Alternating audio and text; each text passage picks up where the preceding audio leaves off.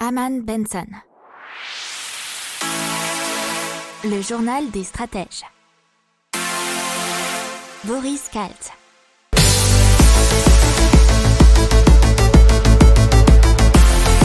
Bonjour à tous et bienvenue dans le journal des stratèges pour l'intégrale Impact de la semaine du 22 au 26 mars 2021. Je vous souhaite une excellente écoute.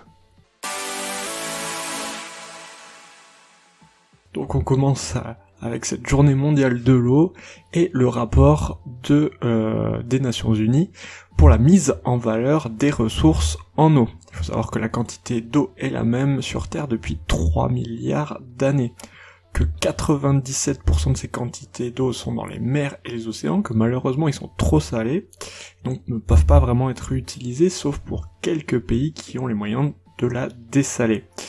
Alors il faut donc compter sur les 3% restants, et à noter que les 2/3 sont prisonniers dans la calotte glaciaire, ce qui fait qu'en fait, on vit avec 1% des ressources d'eau présentes sur la Terre. D'ici 2025, la moitié de la population mondiale vivra dans les zones où l'eau est rare.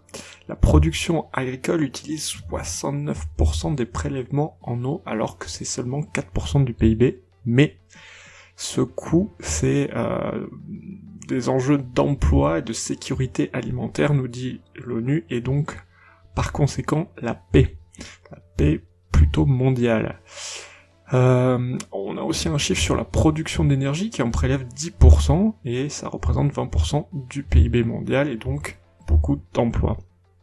Alors, aucun économiste n'a pu chiffrer exactement la valeur économique et sociale de l'eau, ce qui n'est pas le cas pour toutes les ressources, puisque par exemple la pollinisation a été estimée à 150 milliards d'euros, selon une étude franco-allemande de 2005. Le PIB n'est pas toujours le plus pertinent, bien entendu, mais ça, on le sait déjà que c'est pas la meilleure façon de mesurer l'impact des choses. Il paraît que notre incapacité à connaître la valeur exacte de l'eau, selon l'ONU, nous conduit à des gaspillages et à de mauvais usages. Donc il faudrait, avant de faire des projets comme les barrages, irrigation, artificialisation de zones humides, ou bien entendu d'autres impacts négatifs comme la pollution, calculer le rapport entre le coût et les avantages de nos projets. Et donc dans l'impact, Lactlips, qui est le pionnier dans la production de bioplastiques solubles. Il fabrique depuis 2014 des plastiques biodégradables et hydrosolubles qui sont produits à base de caséine, une molécule de lait. Ils ont reçu le soutien du Fonds Société de Projets Industriels, qui est géré par BPI France, mais aussi Diamond Edge Ventures, et le fonds d'investissement de Mitsubishi. Là, ils ont fait dernièrement une levée de fonds de 13 millions d'euros pour passer à la phase d'industrialisation. C'est leur 4e levée de fonds après plusieurs en 2015 et 2017 par exemple. Il faut savoir qu'ils veulent créer une usine qui sera normalement opérationnelle en 2022 et qui ferait environ 2500 mètres carrés, et ça leur permettrait d'atteindre de nouveaux marchés, notamment l'alimentaire avec des films comestibles, la construction, les plastiques à usage unique ou encore le pelliculage, qu'il soit en France ou à l'étranger. Donc c'est parti avec les géants de la mode et l'indice de durabilité qui a été mis en place par le rapport de Business of Fashion, et ce sera publié dans la perspective de la conférence des Nations Unies sur les changements climatiques qui aura lieu à Glasgow en novembre 2021. Donc ils ont fait 15 groupes avec 5 dans le luxe, 5 dans la grande distribution et 5 dans le sportwear, avec une évaluation dans 6 domaines: transparence, émission des CO2, utilisation de l'eau et des produits chimiques, matériaux, droits des travailleurs et les déchets. Aucune entreprise n'obtient plus de 50 sur 100 dans ce classement. Alors les pires, c'est la holding suisse Richemont, qui a notamment Chloé et Ralph Lauren, la société japonaise Fast Retailing, qui a Uniqlo et Princess Tam Tam, et le groupe américain Under Armour, qui ont obtenu des scores inférieurs à 25. Les meilleurs élèves sont Kering, avec notamment, vous connaissez les marques Gucci et Saint Laurent, et Nike, qui ont obtenu des scores 49 et 47. On verra la suite dans les prochaines semaines. On passe à Jungle. Jungle, qu'est-ce que c'est ? C'est un système d'agriculture verticale unique qui a fait une levée de fonds de 42 millions d'euros. Ils ont déjà parmi leurs clients des grands groupes, notamment Monoprix ou encore Intermarché. Ils prévoient de doubler leurs effectifs d'ici 2022 et de cultiver 10 millions de végétaux et aussi de s'étendre en Europe. Ils cultivent des herbes aromatiques, des salades, des fleurs sans pesticides ni herbicides. Depuis 2020, plus de 50 000 végétaux ont déjà été produits. Alors, grâce à ces millions récoltés, la ferme verticale de Château-Thierry dans l'Aisne sera étendue sur plus de 5000 m² pour augmenter sa production de fruits et de légumes dans le cadre des partenariats de distribution avec Monoprix et Intermarché, entre autres. Alors, Jungle vise 2000 points de vente au cours des 24 prochains mois. Et donc on passe à Innovaya, un système assez révolutionnaire pour purifier l'eau. Elle élimine sans produits chimiques les polluants identifiés comme l'arsenic, métaux lourds, nitrates à l'aide de filtres agissant comme des aimants et ayant une durée de vie de 10 ans. Le système effectue une première clarification, d'abord des infections purement mécanique, sans dépense d'énergie, pour se débarrasser des impuretés et bactéries en suspension jusqu'à 10 nanomètres.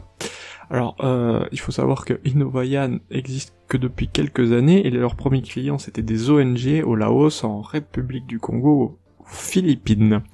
Ils avaient un caisson pour cela d'1,5 mètre cube, et ils étaient dimensionnés pour fournir 20 litres d'eau par jour à 1000 personnes selon la norme OMS, et son coût était de 30 000 € sur 10 ans.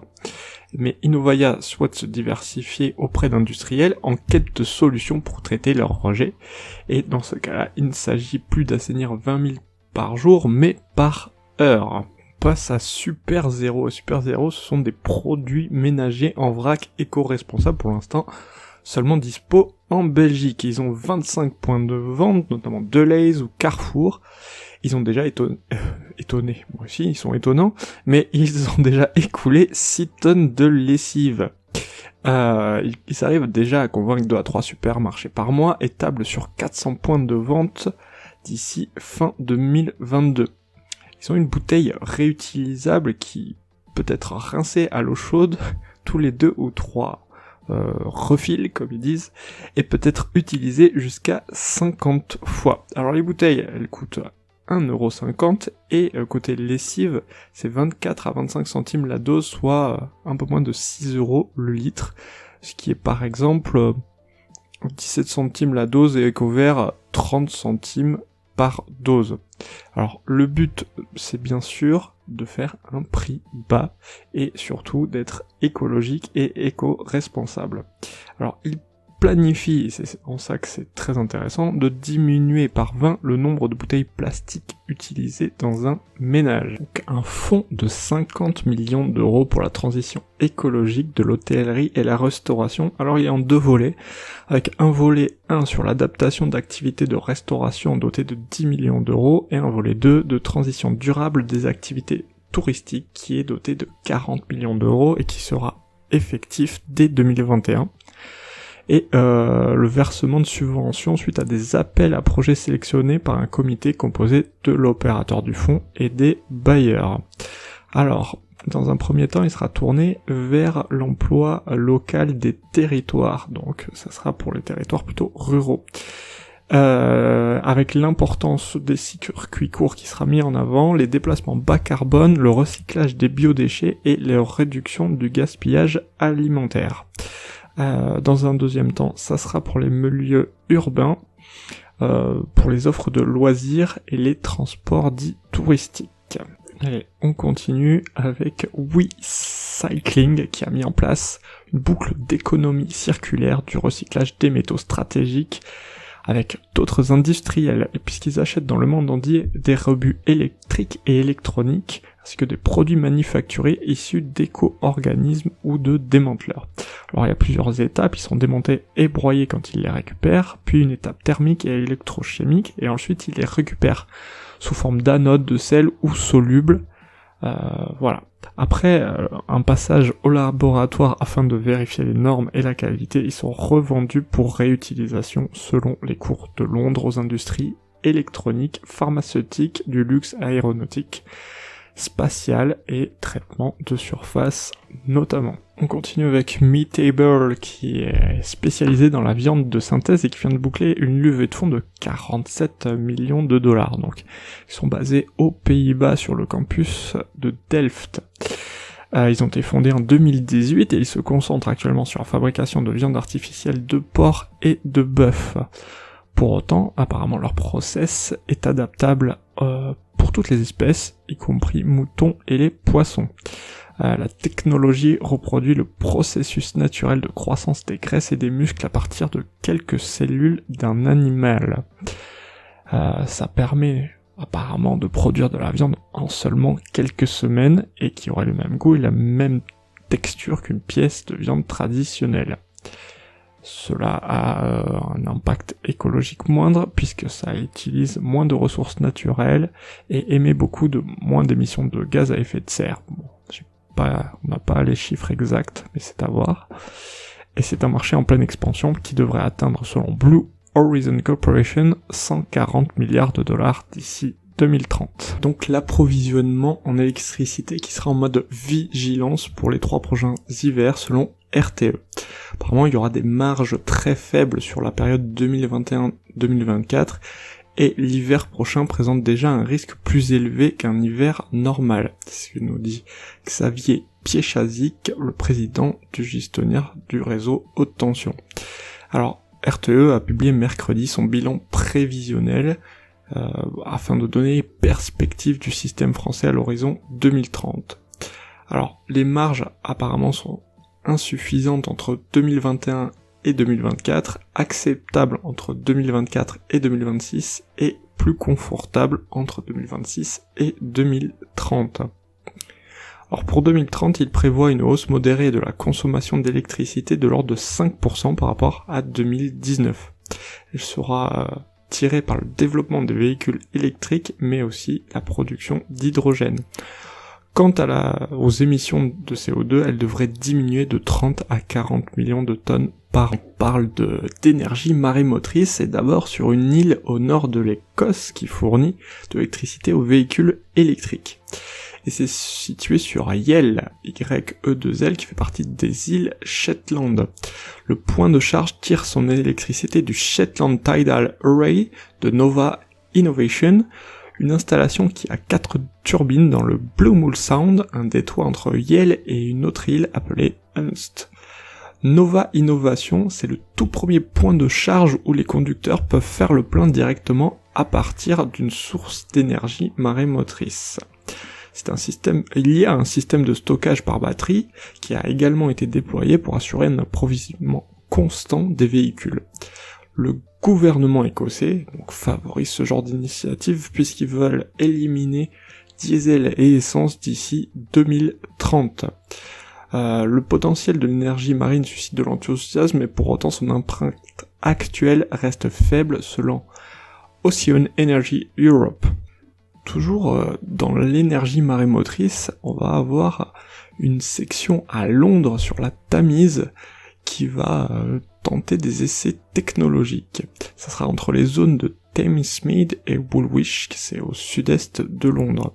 Alors ces essais vont être utilisés pour éclairer des décisions d'investissement futures. Donc pour l'instant, ça sera à petite échelle. Il faut savoir qu'aux États-Unis, l'East River de New York abrite déjà un projet d'énergie marémotrice sur Roosevelt Island, qui est déjà en développement depuis pas mal de temps, depuis 2002, et à la fin du mois d'octobre 2020, l'initiative a franchi une nouvelle étape avec l'installation d'un nouveau réseau d'énergie marémotrice composé de 3 turbines. Donc l'Angleterre qui a annoncé un plan de 3 milliards de livres pour la réforme et le déploiement de nouveaux bus avec de nouvelles technologies à hydrogène et électrique. C'est la réforme la plus ambitieuse du secteur depuis une génération, dixit le gouvernement britannique. Il prévoit le déploiement de 4000 bus électriques ou à hydrogène et la création de centaines de kilomètres de nouvelles voies de bus. Ils feront également la transition des villes et des régions d'Angleterre vers des bus sans émission, et vont donc abandonner la vente de nouveaux bus diesel. Il y a également toute une partie technique avec du sans contact, mais également plus de bus pour le week-end et le soir, et un prix plafond qui sera introduit. Donc on vous parle de Farm Cube. Qu'est-ce que c'est ? C'est une ferme de culture verticale hors sol et en plus robotisée. C'est donc une structure technologique pour optimiser le rendement des plantations et limiter le transport, qui est isolé de l'environnement extérieur et qui fait, c'est un cube de 10 mètres carrés qui abrite entre 200 plants de tomates et 2000 de basilic, nous dit la société. Ils ont déjà 8 salariés, ont réalisé 60 000 € de chiffre d'affaires en commercialisant leur premier cube. Ils sont tout jeunes puisque créés en 2019. À l'intérieur, tous les paramètres sont mesurables, température, humidité, CO2, virus. Les plants grandissent sans pesticides et assurent une production constante. Alors pour occuper tout l'espace, les fondateurs ont développé une technique d'ultra-bioponie où les racines poussent dans l'air et sont arrosées par un nuage de 50 microns par ultrason.